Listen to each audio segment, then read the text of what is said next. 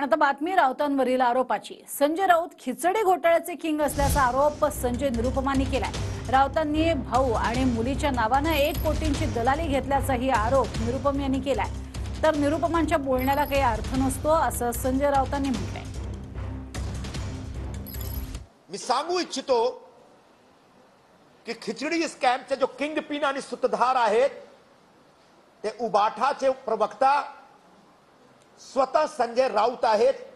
स्वतःची मिसेस पत्राचाल घोटाळ्यामध्ये त्यांनी घोटाळेबाज जो आहे त्यांच्याकडून स्वतःच्या पत्नीचे नावाने पैसे घेतला आणि खिचडी स्कॅम मध्ये त्यांनी स्वतःची मुलीची नावाने पैसे घेतलेला आहे। संजय राऊतची पण अटक झाली पाहिजे, त्यांच्या विरोधात पण केस दर्ज झाला पाहिजे आणि त्यांच्या विरोधात पण एक सविस्तर चौकसी खिचडी घोटाळ्यामध्ये झाला पाहिजे।